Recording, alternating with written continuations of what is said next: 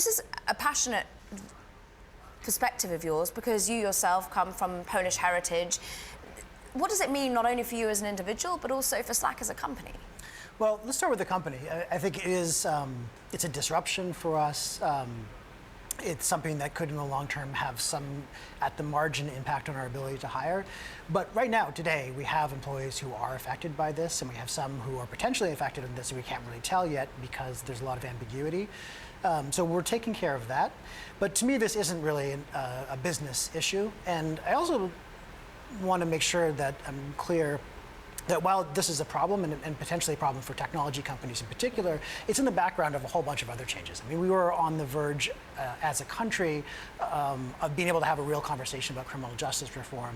I think we're going to look back 25 years from now at this as a critical moment in climate change, and we're now doing nothing. So there's a whole bunch of other issues that I think are in the background very much as we talk about this one issue of immigration reform. Of course, it's not immigration reform, the travel ban. And the thing that I'm not sure that people understand is this is not going to make us any safer. This is going to make people angrier. And the people who are refugees are just by definition, they're running. And they're often running for their lives. I mean, in fact, you flew into San Francisco. I watched your video you'd posted on Twitter when the demonstrations were actually happening. This could run and run because it's not only an issue at the moment of a travel ban, but what else could hit if we take it back to business, as sometimes unsavory as that is. There's the H-1B visa as well that could be looked at. How worried are you about the talent pool that's here at the moment? Well, this company was founded by myself, and I'm a dual American-Canadian citizen, one Brit, one Canadian who was born in Russia is a Russian citizen, another American, and since then we've hired people from all over the world, from China, from India, from Pakistan, from the UK, from France, from Germany, from Italy, and a lot of those people come in on H-1B visas, they come in on L-1 visas, they come in a lot of visa programs that are threatened.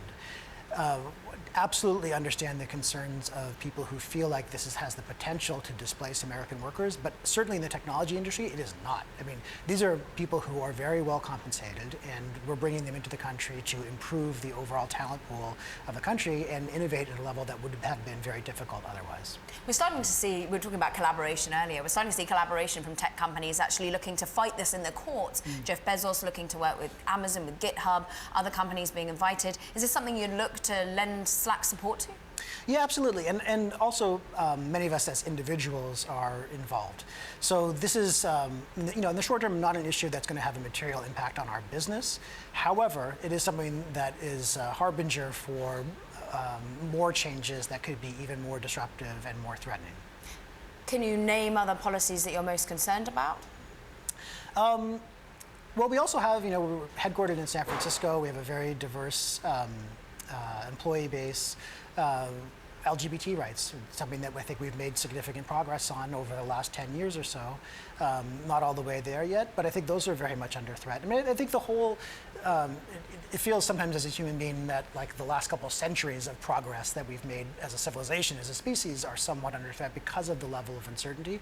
And it's not even, I mean, it's not like we're trading that for some business benefit. I think Trump is the most anti-business president we've ever had, not just because of this stuff, but because of the degree of uncertainty. When you have the executive branch ordering executive employees to ignore orders from a federal court, that undermines the whole system of laws on which this, everything's dependent.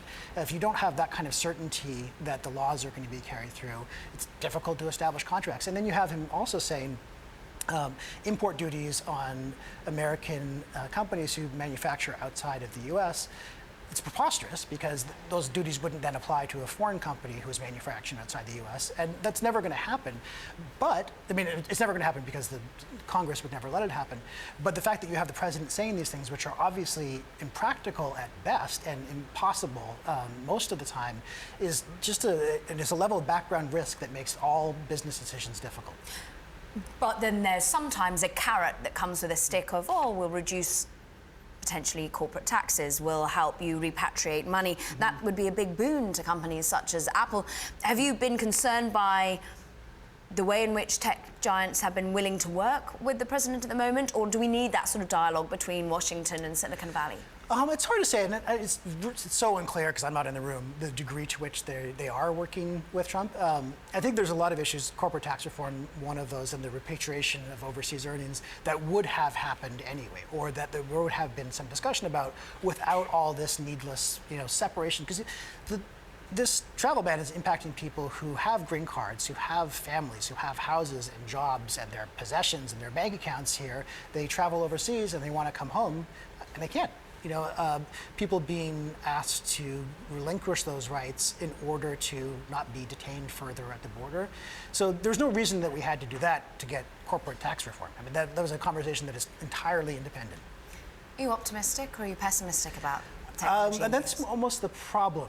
So I am fundamentally an optimist, and I think that the pendulum will swing back the other way. And this is, it's 2 steps forward, 1 step back. Although this is a significant step back. But it's hard to even know whether you should be optimistic or pessimistic because I think the degree of uncertainty is so great.